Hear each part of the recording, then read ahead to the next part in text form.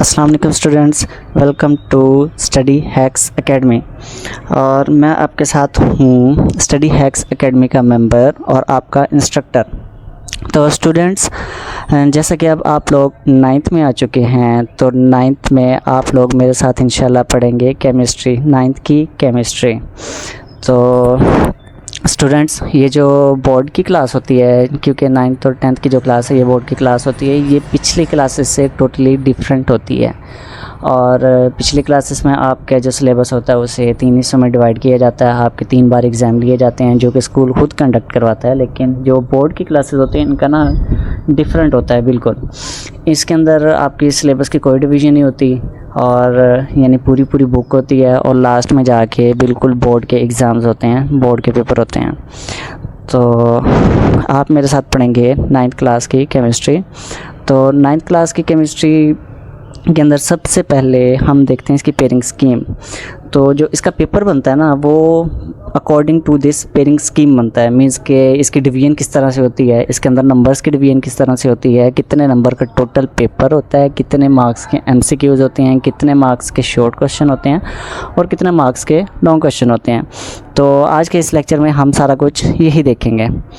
तो आ जाएंगे। देखिए स्टूडेंट्स, सबसे पहले हमारे पास कौन सा पोर्शन होता है? सबसे पहले हमारे पास पोर्शन होता है एमसीक्यूज़ पोर्शन। ठीक है, अब एमसीक्यूज़ पोर्शन बेसिकली जो हमारे पास केमिस्ट्री होती है, 9th की केमिस्ट्री, इसके अंदर हमारे पास एमसीक्यूज़ कितने मार्क्स के होते हैं? 12 मार्क्स के हमारे पास एमसीक्यूज़ होते हैं। अब 12 मार्क्स के एमसीक्यूज़ जो होते हैं हमारे पास, वो चैप्टर के अंदर किस तरह से डिवाइड होते हैं ये भी देख लेते हैं। और टोटल हमारे पास यहाँ पे 11 चैप्टर होते हैं केमिस्ट्री के अंदर, जो हमने पूरे इसके अंदर अपने इंशाल्लाह जो बैच होगा उसके अंदर हमने सिलेबस कवर अप करना है। तो उसके अंदर हम कितने चैप्टर कवर करेंगे? 11 चैप्टर। और 11 चैप्टर में से कितने एमसीक्यूज़ आने हैं? 12 एमसीक्यूज़, और 12 ही मार्क्स के एमसीक्यूज़ आने हैं। तो आज स्टूडेंट्स देखते हैं कि कौन कौन से चैप्टर में से कितने एमसीक्यूज़ आने हैं।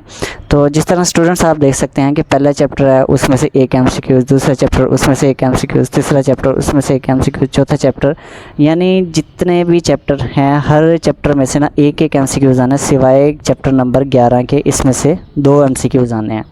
इसके अलावा जितने भी बाकी सारे चैप्टर्स होंगे उनमें से 1 एमसीक्यूज़ आना है। तो इस तरह हमारे पास टोटल कितने बन जाएंगे एमसीक्यूज़?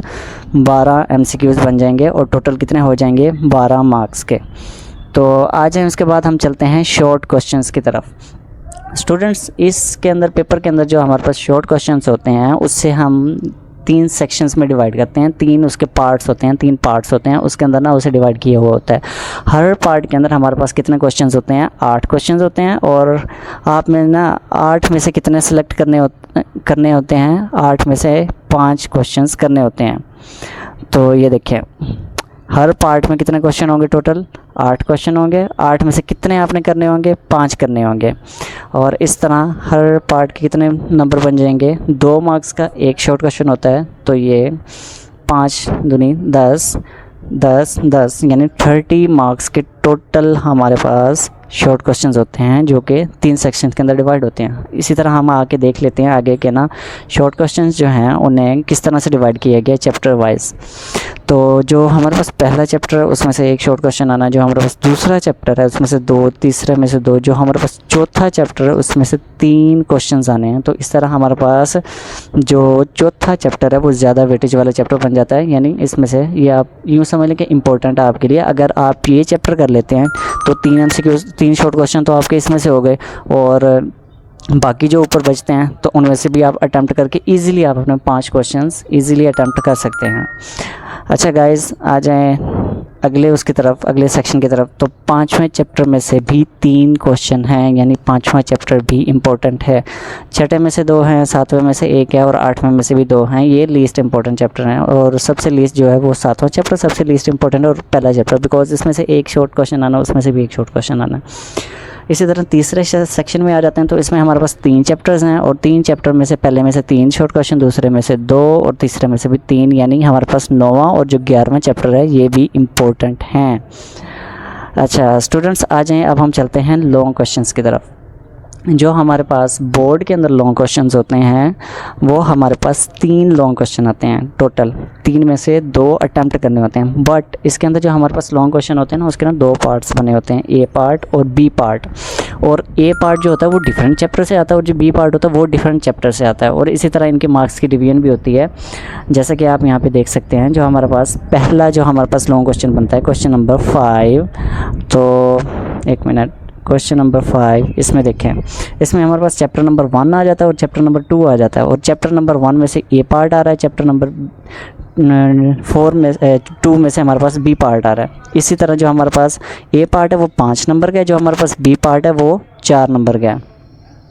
तो आगे चलते हैं हम दूसरे सेक्शन की तरफ, यानी दूसरे क्वेश्चन की तरफ। क्वेश्चन नंबर जो 6 है हमारे पास लॉन्ग क्वेश्चन, जो दूसरा लॉन्ग क्वेश्चन बनता है, इसके अंदर जो हमारे पास आ जाता है वो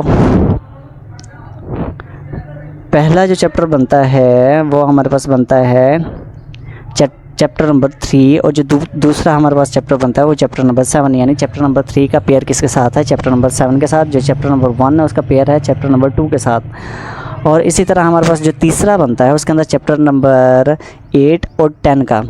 और स्टूडेंट्स मैं आपको यहाँ पे एक और चीज़ क्लियर करता चलूँ, यहाँ पे मीन्स के इन 6 चैप्टर्स के अलावा जितने भी चैप्टर्स आपके पास बचते हैं, जैसा कि चैप्टर नंबर 4 इसमें काउंट नहीं है, 5 काउंट नहीं है, 6 भी काउंट नहीं है, चैप्टर नंबर 9 भी काउंट नहीं है और चैप्टर नंबर 11 भी काउंट नहीं है। तो उन चैप्टर्स में से सिर्फ़ और सिर्फ MCQs और शॉर्ट क्वेश्चंस आने हैं, उनमें से कोई लॉन्ग नहीं बनना। उन चैप्टर्स को आपने किस लिहाज से तैयार करना, आपने शॉर्ट क्वेश्चन के लिहाज से तैयार करना है, यानी उसके अंदर से छोटी छोटी सी डिफाइंस आपने देखनी है, छोटे छोटे से शॉर्ट क्वेश्चंस देखने हैं, छोटी छोटी सी डेरिवेशंस देखनी है।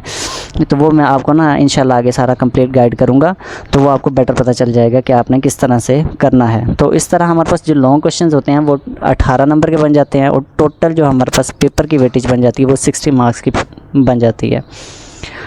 तो इसमें से अगर आपको कोई भी चीज़ समझ ना आई हो तो आप मुझसे पूछ सकते हैं, इंशाल्लाह मैं आपको अगले लेक्चर में उसका जवाब दे दूँगा। ओके स्टूडेंट्स, अल्लाह हाफिज़।